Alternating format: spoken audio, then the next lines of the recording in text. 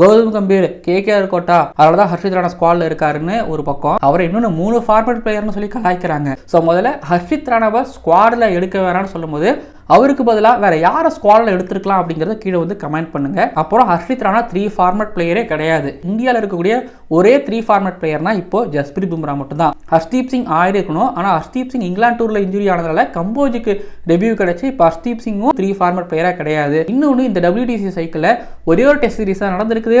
அது ஹோமில் ஒரு டெஸ்ட் சீரிஸ் நடக்குது அப்படிங்கிறதுனால 3 ஃபார்மேட் ஃபாஸ்ட் பவுலர்ஸுகளா இங்கே யாரும் இல்லை அப்படிங்கிறதும் உங்களுக்கு தெரிவிச்சுக்கிறேன். இன்னொன்று Harshit Rana Australia 2 test match தான் ஆனார். இங்கிலாந்து டெஸ்ட் ஸ்குவாட்ல அவர் இல்ல.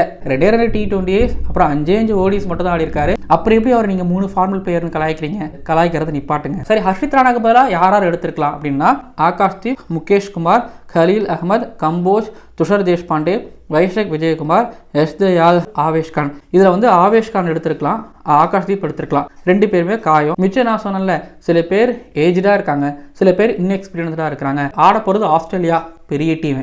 அவங்க ஊரில் போய் ஆட போகிறோம் அப்படிங்கும்போது கொஞ்சம் எக்ஸ்பீரியன்ஸ் பிளேயராக இருக்கணும். அதுக்கப்புறம் 15 பேரை பிக் பண்ணுறாங்களே, 5 ஃபாஸ்ட் பாலர் தான் எடுத்து போக முடியும். இந்தியன் டீமை பொறுத்த வரைக்கும் வந்து பார்த்தீங்க அப்படின்னா நியூ பாலில் போடுறதுக்கு எக்கச்சக்கமான ஃபாஸ்ட் பாலர்ஸ் இருக்கிறாங்க. ஆனால் டெத் ஓவரில் போடுறதுக்கு சாம்பியன்ஸ் ட்ரோஃபியில் முகமது சிராஜா, கேப்டன் ரோஹித் சர்மா எதனால் வேணான்னு சொன்னார்.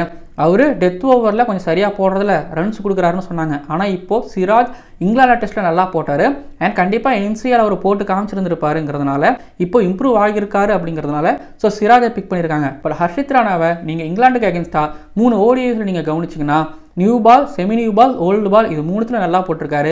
அண்ட் IPLல SRHல கிளாஸில் நிற்க வச்சு RCBக்கு அகேன்ஸ்டாக டெத் ஓவர்ஸில் போட்டு நிப்பாட்டி காமிச்சது மட்டும் கிடையாது.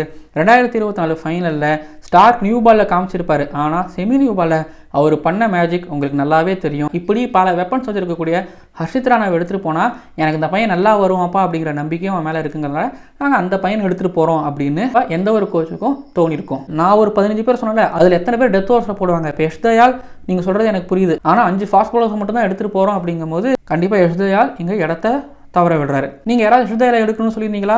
யாராவது யஷ்தயாலுக்காக வாய்ஸ் அவுட் பண்ணீங்களா? யாரும் வாய்ஸ் அவுட் பண்ணல. ஆனால் ஹர்ஷித் ராணா வேணாம் மட்டும் சொன்னீங்க. 9 இன்டர்நேஷனல் மேட்சஸ் மட்டும் தான் ஆடி இருக்காரு. ஒரு 15-20 இன்டர்நேஷனல் மேட்சஸ் ஆடட்டும், அப்புறம் விமர்சனம் பண்ணுங்க அவர் தேவையா தேவையில்லைன்னு. இப்போ முக்கியமான மேட்ச் இல்லை, வேர்ல்டு கப்போட ஃபைனல் ஒரு விக்கெட் எடுத்தா இந்தியா ஜெயிக்கிற நிலைமை. ஹர்ஷித் ராணா அந்த விக்கெட் எடுத்துறாரு. ஐயோ வேணான்னு சொல்லுவீங்களா? இந்தியாவுக்காக தானே விக்கெட் எடுக்க போறாரு. உங்களை என்ன சொல்றேன், நம்மளை விட